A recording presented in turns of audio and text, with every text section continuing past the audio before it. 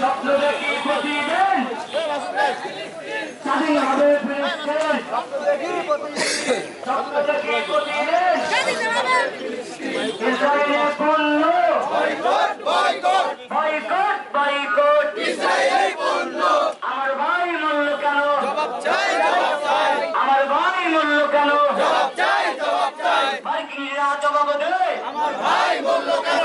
মার্কিনিরা জবাব দে আমার ভাই মূল্য কেন। জাতিসংঘ জবাব দে আমার ভাই মূল্য কেন।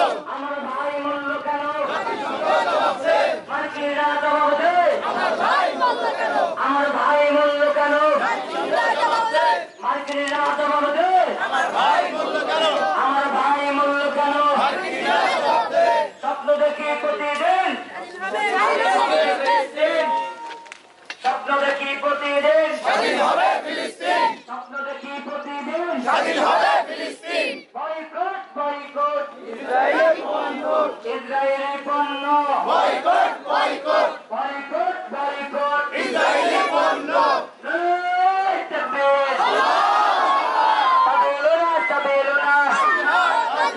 তরিকোনা তরিকোনা সাবিলুনা সাবিলুনা।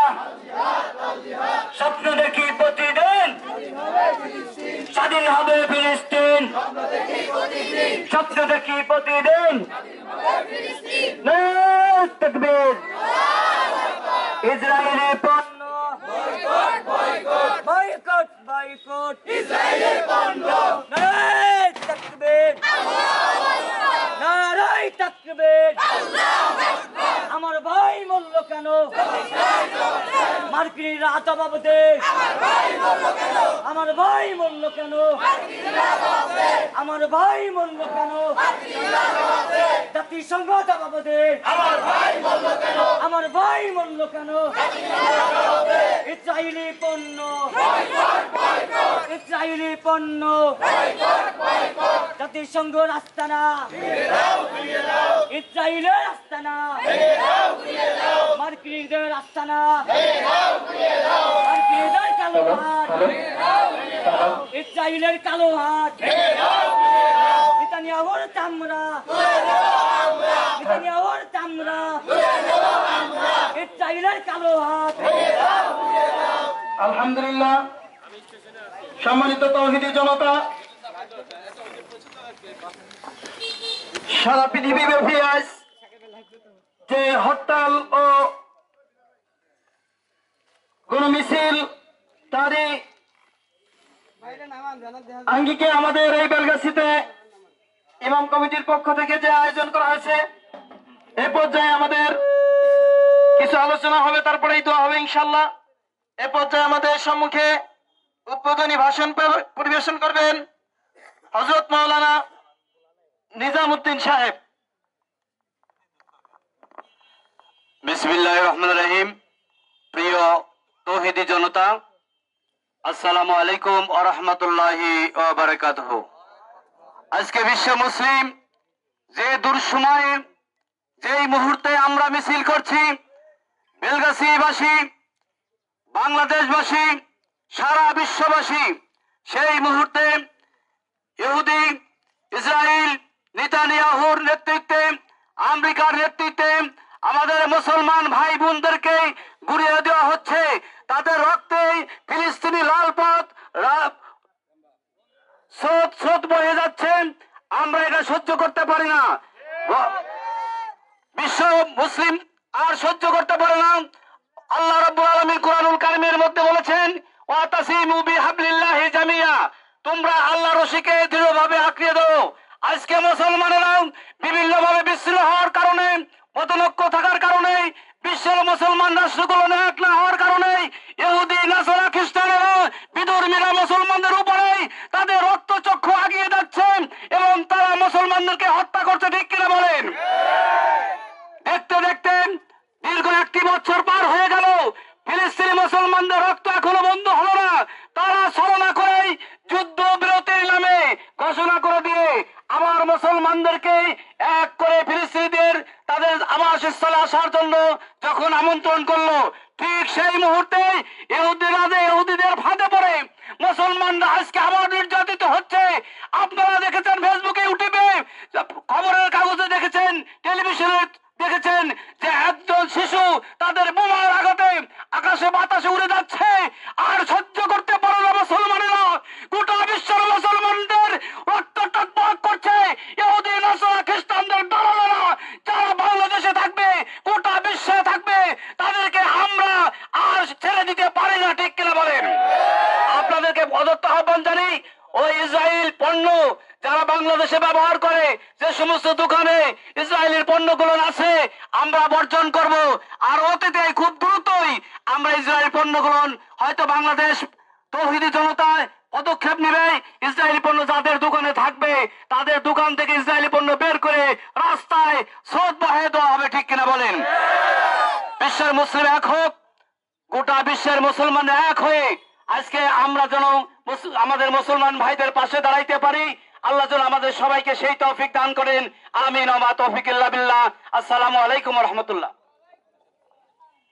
এই পর্যায়ে বক্তব্য রাখবেন হযরত মাওলানা মুফতি আল আমিন সাহেব।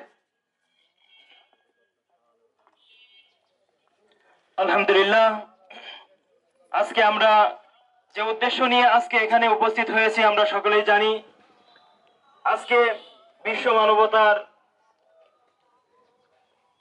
মানবতা দেখাতে যে আজকে আমাদের যে জাতিসংঘ আজকে আমাদের কি উপহার দিয়েছে, আজকে শান্তির নাম দিয়ে সারা বিশ্বের মধ্যে শান্তি প্রতিষ্ঠার লক্ষ্যে যে জাতিসংঘ গড়ে তুলেছিল, সেই জাতিসংঘ মুসলিম জাতির জন্য কি উপহার দিতে পেরেছে সেটা আমাদের সামনে স্পষ্ট। অতএব এই জাতিসংঘ দিয়ে আমাদের আর কোনোদিন মুসলমানরা কোনো কিছুর ভালো কিছুর আশা করতে পারে না। অতএব আজকে আমরা হয়তো ফিলিস্তিনের অবস্থা দেখে চোখের পানি ঝরাচ্ছি, ফিলিস্তিন বাসী চোখের পানি ঝরাচ্ছে, এই পানি আমাদের আজীবন ঝরেই যাচ্ছে। এই পানি মুছবার সময় কি একদিন আসবে না? এই পানি একদিন মুছার জন্য আমাকে আপনাকে তৈয়ার হতে হবে। আজকে আমি আপনি যে কান্না করতেছি, আজকে ফিলিস্তিনের জন্য যতই কান্না করি, আজকে আমাদের কান্না তাদের বিন্দু পরিমাণ কোনো কাজে আসছে না। আজকে আমরা দোয়া করতেছি, আমাদের দোয়া তাদের কাজে আসছে না। কারণ আমরা ঘরের মধ্যে আমার শিশু বাচ্চাকে নিয়ে ঠিকই ঘুমাচ্ছি, কিন্তু তারা আগুনে জ্বলতেছে। আজকে যদি আমার সন্তানকে যদি আমি আরো 20 বছর আগে থেকে যদি আমার সন্তানকে যদি আমি তৈয়ার করতাম, আরো 40 বছর আগে থেকে যদি আমার সন্তানকে যদি ফিলিস্তিনের জন্য তৈয়ার করতাম, আরো 20 বছর 25 বছর আগে যদি আমার সন্তানকে আফগানিস্তানের জন্য যদি তৈয়ার করতাম, আমার সন্তানকে বুকের ভিতর জড়িয়ে না ধরে যদি আমার সন্তানকে যদি তার একটা মুজাহিদ বানাইতে পারতাম, আজকে মুসলমানের এই পরিস্থিতি হতো না। তাই মুসলমান আজকে আমরা উদারত আহ্বান জানাই, আজকে থেকে আমরা যার যার সন্তানকে আজকে থেকেই যেন ওই গাজাবাসী, এই আফগানিস্তান এবং কাশ্মীরের মুসলমানের চোখের পানি মুছে দেওয়ার জন্য যেন আমার সন্তান তৈরি হয়। আর যেন আমাদের মসজিদের ভিতরে গাজাবাসীর আক্রমণ দেখে যেন মসজিদের মধ্যে আর কান্না না ঝরে, ওই কান্নার পাশাপাশি যেন তাদেরকে পাল্টা আঘাত করে তাদের চোখের পানি মুছে দিতে পারি। এই জন্য আমাদের সন্তানকে তৈরি করতে হবে। এর পাশাপাশি যে ইসরায়েলি যে ক্ষমতাগুলো রয়েছে, তাদের অর্থনৈতিক অবস্থা আজকে আমরাই তৈরি করে দিতেছি। আজকে তাদের পণ্য ব্যবহার করে তাদের বুলেটের টাকা আমরাই জোগাড় করে দিতেছি।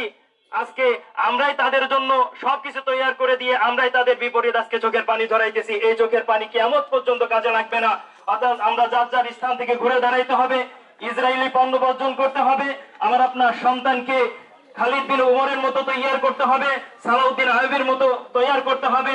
আমার শিশুকে বুকে জড়িয়ে ধরে ঘুমাচ্ছি, এই শিশু কিয়ামতের ময়দানে আমার জাহান্নামের কারণ হবে। আমার সন্তানকে আমি খালিদ বিন ওয়ালিদের মতো তৈয়ার করব, আমার সন্তানকে সালাউদ্দিন আইয়ুবের মতো তৈয়ার করব, তবেই এই জাতির মুক্তি আশা করা যেতে পারে। অতএব আমরা যার যার স্থান থেকে ঘুরে দাঁড়াবো, যাতে করে আমরা আর ওই ভারত, আমেরিকা আর ইসরায়েলের রক্তচক্ষু ভয় করার সময় আর নেই। আমরা যার যার স্থান থেকে ঘুরে দাঁড়াবো ইনশাআল্লাহ। এই কথা বলেই আমার বক্তব্য শেষ করছি। সম্মানিত তৌহিদি জনতা, এ পর্যায়ে আমাদের সম্মুখে সংক্ষিপ্ত বক্তব্য রাখবেন হাফেজ মোহাম্মদ আব্দুল্লাহ। আলহামদুলিল্লাহ, এমন একটা সময় আপনাদের সামনে এখানে বক্তব্য দিতে দাঁড়িয়েছি যেখানে মুসলিম উম্মাহ সারা বিশ্বে আজকে নির্যাতিত। আমরা সবাই একটা কথা ভুল করি, সেটা হলো আমরা ইসরায়েলকে রাষ্ট্র হিসেবে স্বীকৃতি দেই, বলি সন্ত্রাসী রাষ্ট্র।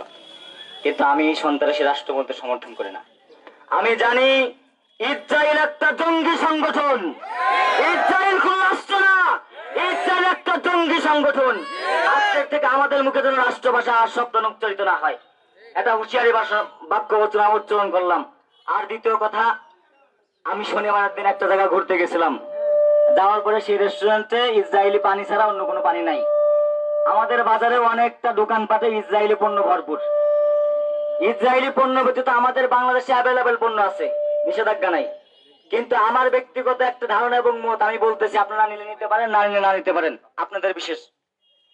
ইসরায়েলি পণ্য যে দোকানে থাকবে ওই দোকান থেকে একটা চকলেট আমরা কিনবো না ইনশাআল্লাহ। কোন দোকানদার মাল রাখুক বা না রাখুক ওইটা আমার দেখার টাইম নাই। আমার ইমানি দায়িত্ব হলো ইসরায়েলি কোন পণ্য যে দোকান আছে একটা চকলেটও কিনবো না ইনশাআল্লাহ। পেপসি, কোকা কোলা যে দোকান আছে ওই দোকান থেকে কোনো পণ্য আমরা ক্রয় করবো না ইনশাআল্লাহ। এটা আমার ব্যক্তিগত দায়িত্ব, আপনাদের ইমানি দায়িত্ব। এটা শুধু আমার কথা না, বড় বড় উলামায়ে কেরাম এটা ফতোয়া জারি করছে। ইসরায়েলি পণ্য ব্যবহার করা মুসলমানদের জন্য হারাম এবং ইসরায়েলি সন্ত্রাসী বাহিনীর বিরুদ্ধে যুদ্ধ করা এখন মুসলমানদের জন্য ফরজ। এই জিহাদে উজ্জীবিত হওয়ার জন্য মুসলিম সমস্ত যুবককে উদারত আহ্বান জানাই। ঘরে বসে থাকার সময় এখন আর নাই, সময় হলে প্রয়োজন হলে ট্রেনিং এর ব্যবস্থা করবো ইনশাআল্লাহ। বাংলাদেশ থেকে ফিলিস্তিনে যাওয়ার জন্য যা যা প্রয়োজন তাই করে ছাড়বো ইনশাআল্লাহ। এটা হইতে পারে, মনে করতে পারেন আমার মনে হয় এটা গাল গল্প, এটা গাল গল্প না ইনশাআল্লাহ। এইটার দিকে আমি প্রচুর পরিমাণ আগাচ্ছি ইনশাআল্লাহ। আমার সামর্থ্য দেবেন এবং আমাকে সহযোগিতা করবেন। সামনের দিনে ইনশাআল্লাহ খালি ফিলিস্তিন না, ইন্ডিয়া যদি আমাদের উপরে চোখ রাঙিয়ে তাকায়, ইন্ডিয়াকে খান খান করে ছাড়বো ইনশাআল্লাহ। আগামী দিনে রোহিঙ্গাদের পূর্তমাত্রা উপলক্ষে আমরা রোহিঙ্গাদের সাথে নিয়ে রাখাইনে আমরা লং মার্চ করবো ইনশাআল্লাহ। এটা আমাদের ইমানি দায়িত্ব। এটা খালি আমরা বক্তব্য দিয়ে শেষ করতে চাই না, এইটা পুঙ্খানুপুঙ্খানুভাবে দায়িত্ব পালন করে, সেই দায়িত্ব আমাদের কাঁধে নিয়ে সেই দায়িত্ব আমরা পুরোপুরি পালন করে তারপরে আমরা ক্ষান্ত হবো ইনশাআল্লাহ। নাসরুম মিনাল্লাহি ওয়া ফাতহুন করিব ওয়া বাশশিরিল মুমিনিন। আলহামদুলিল্লাহ, এই পর্যায়ে আমাদের সামনে বক্তব্য পেশ করবেন হাফেজ মাওলানা মোহাম্মদ মাসুদুর রহমান। হাফেজ মাওলানা মোহাম্মদ মাসুদুর রহমান। আলহামদুলিল্লাহি কাফা ওয়া সালামুন আলা ইবাদিহিল্লাযিনা ইসতাফা, আম্মা বাদ, ফাউযু বিল্লাহি মিনাশ শাইতানির রাজীম। বিসমিল্লাহির রহমানির রহিম। ইন্নাল্লাযিনা আমানু ওয়া আমিলুস সালিহাতি উলাইকা হুম খায়রুল বারিয়া। আলহামদুলিল্লাহ, সম্মানিত তাওহীদি জনতা, আজ সারা বিশ্বের মধ্যে মুসলমানদের উপরে যে নির্যাতন জুলুম চলতেছে এটা সহ্য করা যায় না। আমাদের সারা পৃথিবীর মধ্যে যে জাতিসংঘ, আসলে এটা জাতিসংঘ না, এটা হচ্ছে শয়তান সংঘ। কারণ এই জাতিসংঘ মুসলমানদেরকে ধ্বংস করার জন্য তারা পায়তারা করছে। যখন জাতিসংঘের বিভিন্ন রাজনৈতিক দল, যারা জাতিসংঘের দায়িত্বশীল বিভিন্ন মুসলিম কান্ট্রির মধ্যে যারা যখন বিচরণ করতেছে, বিভিন্ন মুসলিমদের মাথায় হাত বোলাচ্ছে, ঠিক তখন 17ই রমজান বদরের দিনে আমাদের ফিলিস্তিন ভাইদের উপরে আক্রমণ করে তারা জানিয়ে দিয়েছে যে আমরা জাতিসংঘ না, আমরা আসলে সন্ত্রাসী সংঘ। সম্মানিত তাওহীদি জনতা, ইসরায়েল এদেরকে ফিলিস্তিনরা দয়া করছিল, এদের উপরে মাথার উপর হাত বোলাইছিল। যখন আমেরিকা প্রত্যেকটি বড় বড় রাষ্ট্র যখন তাদেরকে বসবাস করার জন্য জায়গা দেয় নাই, তখন মুসলমানরা তাদেরকে জায়গা দিছে, আশ্রয় দিছে, বসবাস করার জন্য তাদেরকে জায়গা দিছে। ফিলিস্তিনের মুসলমানরা তাদেরকে জায়গা দিছে, বসার জায়গা দিছে। ঠিক তারা বসার পরে তারা আস্তে আস্তে তাদের উপরে সেই রাষ্ট্রকে দখল করার জন্য এই সন্ত্রাসী বাহিনী তাদেরকে আস্তে আস্তে তাদের উপর আক্রমণ শুরু করে। এক পর্যায়ে তারা যখন মুসলমানদের উপর আক্রমণ শুরু করে, জাতিসংঘ তখন তাদের থামানোর জন্য, বসানোর জন্য তখন তারা সংক্ষিপ্ত একটা ভাগ করে দেয়। সেই ভাগের মধ্যে এই ইসরায়েল সন্ত্রাসীদেরকে অল্প একটু জায়গা লম্বা করে ঢুকায় দেয় আর দুই পাশে ফিলিস্তিন দিয়ে দেয়। এরপরে এই সন্ত্রাসী বাহিনী আস্তে আস্তে এই মুসলিমদের উপরে আক্রমণ শুরু করে। এরকম কয়েকবার ভাবে তারা যুদ্ধ করছে। এক পর্যায়ে ফিলিস্তিনের মুসলমান 15 বছরের যুবক, এই 15 বছরের যুবকেরা যুদ্ধ করে ফিলিস্তিন আবার স্বাধীন করছে, আবার তারা এরকম ভাবে এখন আমাদের মুসলিম ভাই বোনদের উপরে যে বোমার আঘাত করছে গাজার মধ্যে একটাও বিল্ডিং অক্ষত ব্যতীত নাই। প্রত্যেকটি বিল্ডিং, প্রত্যেকটি ভবন ওরা তছনছ করে দিচ্ছে। শুধু তাই না, বাইতুল আকসা যেটা মুসলমানদের পূর্ববর্তী কাবা, সেই কাবার উপরে তারা আক্রমণ করছে। অতএব মুসলমান এরা আমাদের অর্থ দিয়ে আমাদের উপর আক্রমণ করে। অতএব প্রত্যেককে ইমানি দায়িত্ব যে আমাদের ইসরায়েলি পণ্য বয়কট করা এবং আমাদের দাবি তোলা যে বাংলাদেশের মধ্যে ইসরায়েলি পণ্য যেন আমদানি আর না করে। এটা আমাদের দাবি করা দরকার। এটা আমাদের এখন আন্দোলন করা দরকার দেশের মধ্যে, যে ইসরায়েলের কোন দূতাবাস, আমেরিকানের দূতাবাস বাংলাদেশের মুসলমানের রাষ্ট্রের মধ্যে থাকতে পারবে না। এই জন্য আমরা ইনশাআল্লাহ যার যার জায়গা থেকে ইসরায়েলি পণ্য বয়কট করব এবং আমরা দোয়া করব যাতে করে এই মুসলমান ভাইরা যাতে আল্লাহ তাআলার পক্ষ থেকে এদের উপরে নুসরাত নাজিল হয়। এই বলে আমার সংক্ষিপ্ত বক্তব্য শেষ করি। আসসালামু আলাইকুম ওয়া রাহমাতুল্লাহ।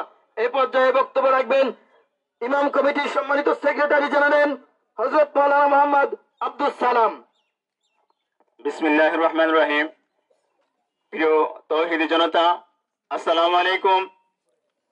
আমরা অবশ্যই অবগত আছি যে ইসরায়েলের সেনাবাহিনী এবং ইসরায়েলের যে সমস্ত কুখ্যাত সন্ত্রাসীরা আজ ফিলিস্তিনি মুসলমানদেরকে নির্বিচারে হত্যা করছে, আপনারা জানেন। কি বলেন, ঠিক না? আমি আপনাদের কাছে উদাত্ত আহ্বান জানাবো, আমরা যা আজ এখানে ইসরায়েলের বিরুদ্ধে আমরা সন্ত্রাসের বিরুদ্ধে আমরা বিক্ষোভ করছি,